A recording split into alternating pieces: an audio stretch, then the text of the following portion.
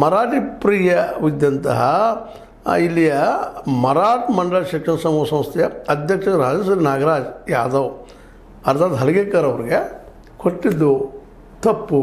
ನಮ್ಮ ಕನ್ನಡಿಗರಾಗಲಿ ಹೋರಾಟ ಮಾಡಿದವರು ಇದ್ದರು, ಸಾಕಷ್ಟು ಜನ ಇದ್ದರು, ಅವ್ರು ಕೊಡಬೇಕಾಗಿತ್ತು, ಅದನ್ನ ಯಾಕೆ ಕೊಡಲಿಲ್ಲ ಅನ್ನುವಂಥ ಮಾತನ್ನು ಸಹಿತ ಈ ಸಂದರ್ಭದಲ್ಲಿ ಹೇಳ್ತಾ, ಕನ್ನಡಕ್ಕಾಗಿ ದುಡಿದಂಥವ್ರು ಇಲ್ಲೇ ಬೆಳಗಾವಿಯಲ್ಲೇ ನಮ್ಮ BS ಗವಿಮಠ ಇರ್ಬೋದು, ಬಸವರಾಜ್ ಜಗಜಂಪಿ ಇರ್ಬೋದು, LS ಶಾಸ್ತ್ರಿ ಇರ್ಬೋದು, ಇಂಥವ್ರು ಕೊಡಬೇಕಾಗಿತ್ತು, ಯಾಕೆ ಕೊಡಲಿಲ್ಲ ಅನ್ನೋ ಅಸಮಾಧಾನ ತೊಡ್ಕೊಂಡಿದ್ದಾರೆ.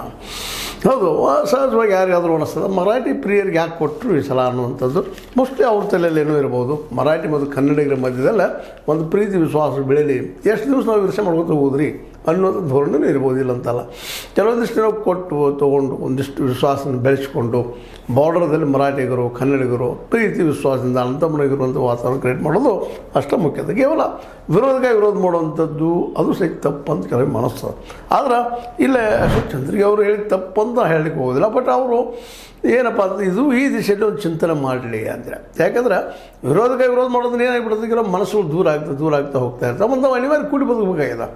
ಇಲ್ಲಿ ನಾವು ಮರಾಠಿಗರೊಂದಿಗೆ ಕೆಳಗೆ ಬಂದ್ರಪ್ಪ ಅಂದ್ರೆ ತೆಲಂಗಾಣದಲ್ಲಿ ಅದೇ ಆಂಧ್ರದವ್ರದೊಂದಿಗೆ ತೆಲುಗರೊಂದಿಗೆ ಅದೇ ಕಾರಣ ಮತ್ತು ಈಗ ಸೈಡ್ ಬಂದರೆ ಕೇರಳೀಯರು ಮಲಯಾಳಂದೊಂದಿಗೆ ಅಲ್ಲಿ ಜನರ ಜೊತೆ ಹೊಂದಾಣಿಕೆ ಮಾಡ್ಕೋಬೇಕಾಗ್ತದೆ. ಕೆಲವೊಮ್ಮೆ ಅನಿವಾರ್ಯ, ಯಾಕಂದ್ರೆ ಅವ್ರು ಮತ್ತು ತಮ್ಮ ಭಾಷೆ ತಂತ ನೆಲ ಜಲ ಬೆಳೆಸ್ಕೊಳ್ಳೋದು ಎಲ್ಲರಿಗೂ ಆಸೆ ಹುಮ್ಮಸ್ಸ.